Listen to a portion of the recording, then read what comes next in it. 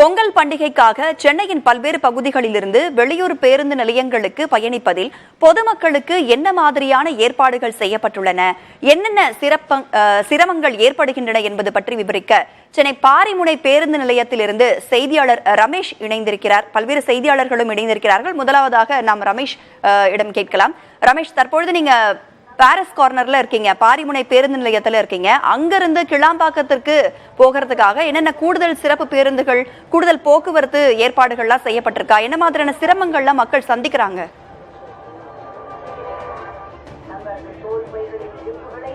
ராதா, இங்க பாத்தீங்கன்னா பாரிமுனையிலிருந்து கிளாம்பாக்கத்திற்கு செல்வதற்கென்று நிறைய வழி இருக்கு. அதாவது பாத்தீங்கன்னா கடற்கரை பீச் ஸ்டேஷன் ஏறினாங்கன்னா அவங்க நேரடியாக வண்டலூர் போய் இறங்கிறதுனால இந்த பஸ்ஸுங்கெல்லாம் வெறிச்சோடி காணப்படுகிறது.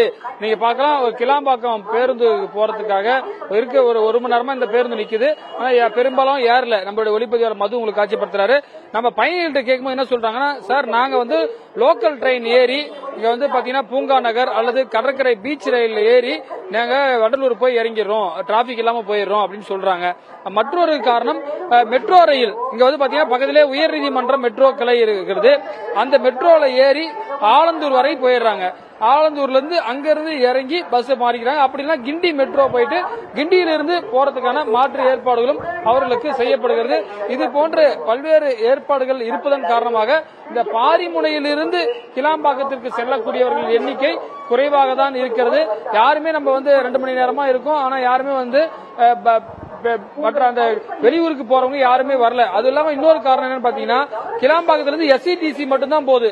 முன்பதிவு செய்த பேருந்துகள் மட்டும்தான் அங்கிருந்து போறதுனால மற்ற பேருந்துகள் அங்கிருந்து போறதில்லை. அதனால அங்க யாரும் பெருசா போல. கோயம்பேட்டுக்கு தான் அதிகமா போய் அங்கிருந்து போகக்கூடிய ஒரு வழக்கத்தை நம்மால பார்க்க முடிகிறது. தொடர்ச்சியாக இங்க கிளாம்பாக்கத்திற்கான தேவை என்பது பாரிமுனையில் இல்லை. ஒரு காலத்துல வெளியூருக்கு போறதுக்கான பஸ் ஸ்டாண்டாக இருந்ததுதான் இந்த பூக்கடை பஸ் ஸ்டாண்டுன்னு சொல்லுவாங்க. இப்ப பாத்தீங்கன்னா முழுக்கமாக இது புறநகர், அதாவது பாத்தீங்கன்னா லோக்கல் எம்டிசி பஸ், குறிப்பா இங்க இருந்து மணலி உள்ளிட்ட லோக்கல்ல போறவங்களுக்கு தான், அடையாறு போறவங்களுக்கு அவங்களுக்கு தான் யூஸ்ஃபுல்லா இருக்கிற ஒழிய இங்க இருந்து கிளாம்பாக்கம் செல்பவர்கள் குறைந்து இருக்கிறது. காரணம், மெட்ரோ ரயில் அதே போல புறநகர் ரயில் சேவையை அதிகமாக பயன்படுத்துகிறார்கள். ராதா, பாரிமுனையிலிருந்து கிளாம்பாக்கத்திற்கு குறைந்த அளவே பேருந்துகள் இயக்கப்படுவதால் மக்கள் கூட்டம் அதிக அளவில் காணப்படுவதில்லை என்று சொல்லியிருக்கிறீர்கள். தொடர்ந்து இணைப்பில் இருங்க. அடுத்ததாக கோயம்பேட்டிலிருந்து முருகேசன் இருக்கிறார். அவரிடம் கள விவரங்களை கேட்டு வரலாம். முருகேசன், தற்பொழுது கோயம்பேட்டிலிருந்து கிளாம்பாக்கத்திற்கு என்ன மாதிரியான போக்குவரத்து வசதிகள்லாம் என்னென்ன ஏற்பாடுகள்லாம் மக்களுக்கு கூடுதலா செய்யப்பட்டிருக்கு?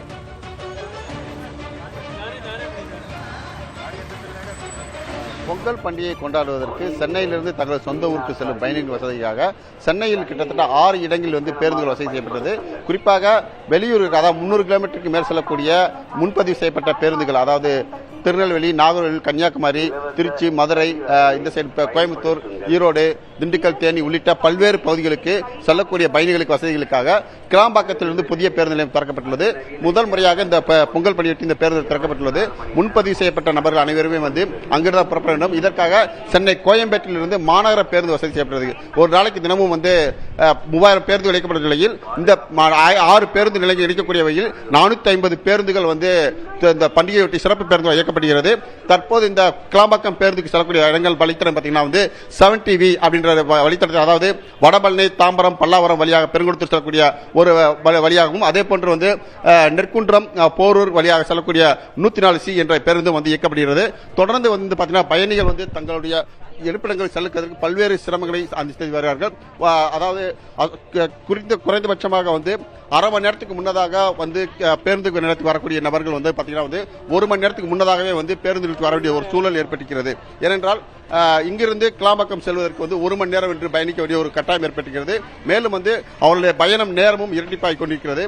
இங்கே என்னென்ன இந்த பிரச்சனை சந்திக்கிறான்னு பார்க்கலாம். வணக்கம், நீங்க எந்த இடத்துல இருந்து எந்த ஊருக்கு போறீங்க? நாங்க திருமங்கலத்துல இருந்து கோயம்பேடு இந்த விளாம்பாக்கமா அங்க போறோம். வந்தவாசி போறோம். எந்த ஊருக்கு போறீங்க? வந்தவாசில இருந்து நம்பேடு போனோம். ஆரணி போற பஸ் போனோம். உங்களுக்கு எவ்வளவு சிரமம் ஏற்பட்டிருக்கு? கஷ்டமா தான் இருக்கு. நீங்க எங்க எந்த ஊருக்கு? நாங்களும் வந்தவாசி போய் ஆரணி போற பஸ் ஏறணும். வந்தவாசில இருந்து நம்பேடு போறோங்க.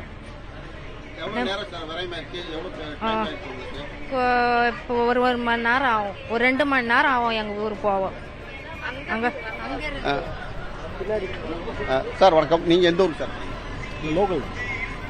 பார்த்தீங்கன்னா இங்கிருந்து நம்ம செல்லக்கூடிய பயணிகள் அனைவரும் பெரும்பாலும் தங்கள் இருப்பிடத்துக்கு செல்லக்கூடிய, அதாவது கிளாம்பாக்கத்திற்கு கோயம்பேடுக்கு வரக்கூடிய நேரம் 1/2 மணி நேரமாக இருந்தாலும் இங்கிருந்து கிளாம்பாக்கத்திற்கு 1 மணி நேரம் பயணிக்க வேண்டும். போக்குவரத்து நெரிசல் நேரம் என்றால் 1.5 மணி நேரமாக பயணிக்க வேண்டிய ஒரு சூழல் இருக்கிறது.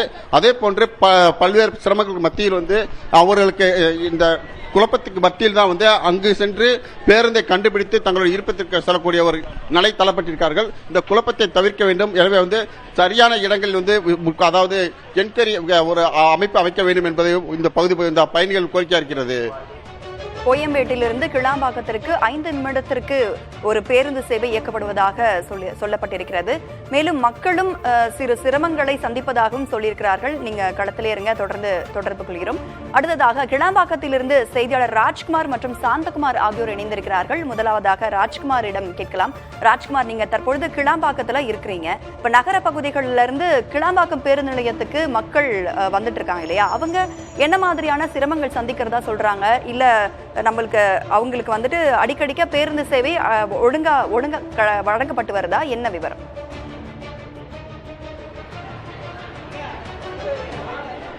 நேற்றைய தினம் மட்டுமே சென்னை நகரிலிருந்து 1,96,000 பேர் நேற்று மட்டுமே சிறப்பு பேருந்துகள் மூலமாக சென்னையிலிருந்து வெளி மாவட்டத்துக்கு சென்றிருக்கிறார்கள்.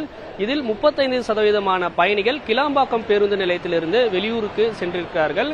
இங்கே கிளாம்பாக்கம் பேருந்து நிலையத்துக்கு வரக்கூடிய பொதுமக்கள் ஆட்டோ, கார் இது போன்ற மட்டுமே அவர்களால் வர முடியாத சூழல் இருக்கிறது. ஏனென்றால் கிளாம்பாக்கத்திற்கு ஒரு 20 கிலோமீட்டர் டிராவல் பண்ணி இங்க வரணும் அப்படின்னா குறைந்தபட்சம் ஒரு ஆட்டோக்கு 500 ரூபாயிலிருந்து 800 ரூபாய் செலுத்த வேண்டிய கட்டாயம் என்பது இருக்கிறது. ஏற்கனவே சென்னை மாநகர போக்குவரத்து கழகத்தின் சார்பாக இந்த 6 மையங்கள் கிளாம்பாக்கம், கோயம்பேடு, பூந்தமல்லி உள்ளிட்ட 6 இடங்களையும் இணைக்குவதற்காக 450 மாநகர பேருந்துகள் இயக்கப்பட்டு வருகிறது. ஆனால் பேருந்து சேவை மிக குறைவாக இருக்கிறது என்ற சிக்கலை பயணிகள் தெரிவிக்கிறாங்க. குறிப்பா கிளாம்பாக்கத்திலிருந்து அருகில் இருக்கக்கூடிய ஒரு 10 முதல் 15 கிலோமீட்டர் அருகில் இருக்கக்கூடிய இடங்களிலிருந்து மாநகர பேருந்தில் வரக்கூடிய பயணிகள் மிக எளிதாக வருவதாக தெரிவிக்கிறார்கள். குறிப்பாக பூந்தமல்லி, கிண்டி, தாம்பரம், வேளச்சேரி இது போன்ற இடங்களிலிருந்து கிளாம்பாக்கத்திலிருந்து வரக்கூடிய பொதுமக்கள் நேரடியாக கிளாம்பாக்கத்திற்கு இந்த இடத்திலிருந்து வருகிறார்கள்.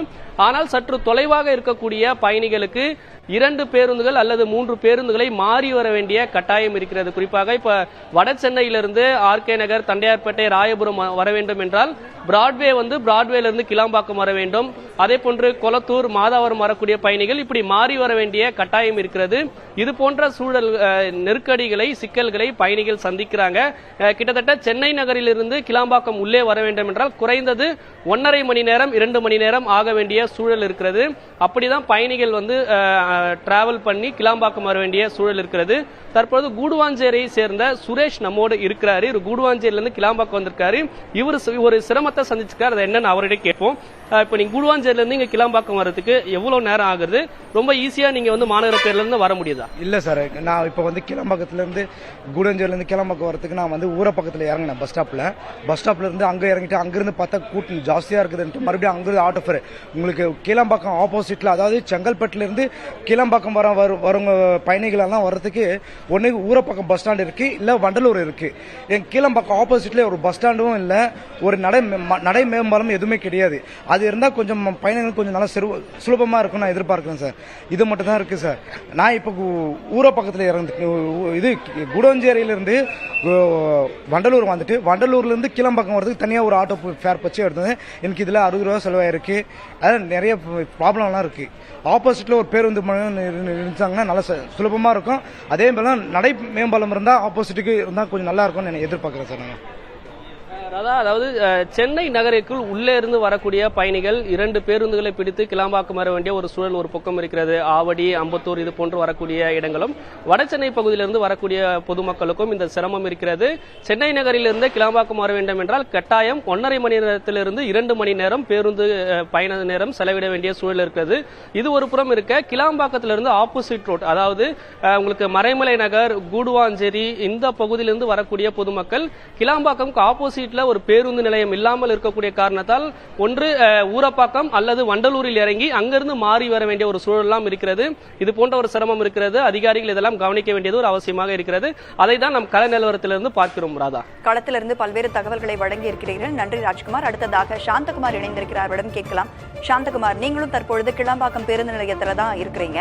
அங்க முன்பதிவு செய்த பயணிகள் எல்லாம் அங்க இருந்து புறப்படுவாங்க. இப்ப முன்பதிவு செய்யாத பயணிகளுக்கு எல்லாம் அங்க என்னென்ன ஏற்பாடுகள்லாம் செய்யப்பட்டிருக்கு?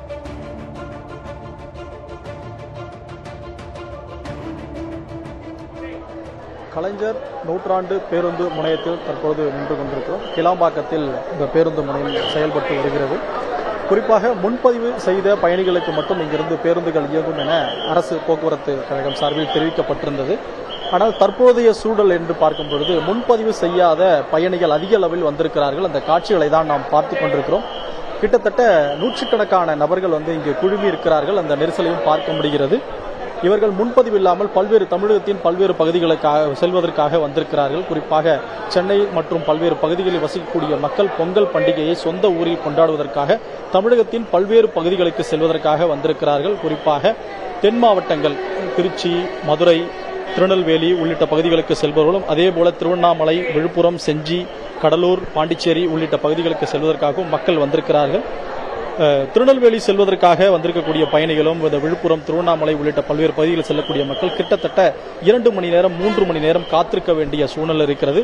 அவர்களுக்கு பேருந்துகள் எங்கு வந்து நிற்கிறது, எங்கிருந்து செல்ல வேண்டும் என்ற குழப்பம் நிலவி வருகிறது. அவர்கள் இது குறித்து இங்கு இருக்கக்கூடிய பணியாளர்களிடம் கேட்கும் பொழுதும் அவர்கள் முறையான பதில்களை தரவில்லை என்ற குற்றச்சாட்டும் இருக்கிறது. அதேபோல கூடுதலாக பேருந்துகள் கிடைக்கவில்லை என்ற குற்றச்சாட்டையும் அவர்கள் முன்வைக்கிறார்கள்.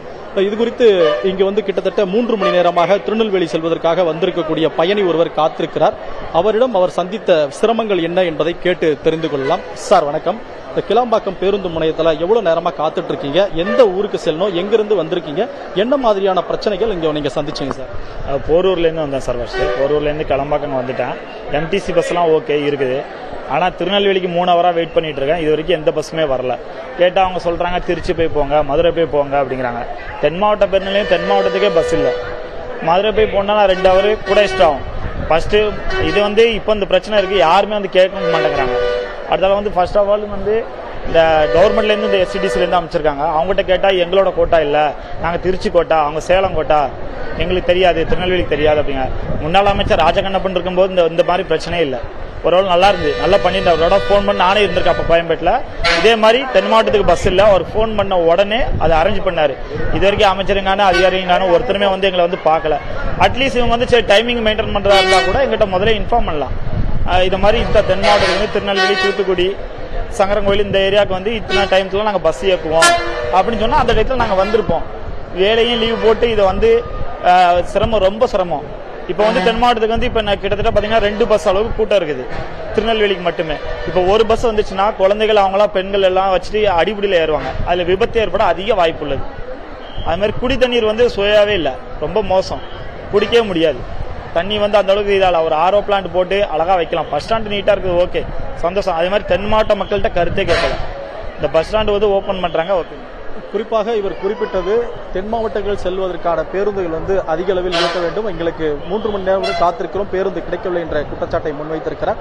இதனை நிவர்த்தி செய்வார்கள் என்று எதிர்பார்க்கலாம். பொங்கல் பண்டிகைக்காக சென்னையின் பல்வேறு பகுதிகளில் இருந்து வெளியூர் பேருந்து நிலையங்களுக்கு பயணிப்பதில் பொதுமக்களுக்கு என்ன மாதிரியான ஏற்பாடுகள் செய்யப்பட்டுள்ளன, என்னென்ன சிரமங்கள் ஏற்படுகின்றன என்பது பற்றி களத்திலிருந்து நமது செய்தியாளர்கள் அனைவரும் வழங்கிய தகவல்களை நாம் பார்த்தோம். விவரங்களை வழங்கிய அனைவருக்கும் நன்றி. அதிகாரிகள் இது சம்பந்தமாக உரிய நடவடிக்கை எடுப்பார்கள் என்று நாமும் நம்புவோம்.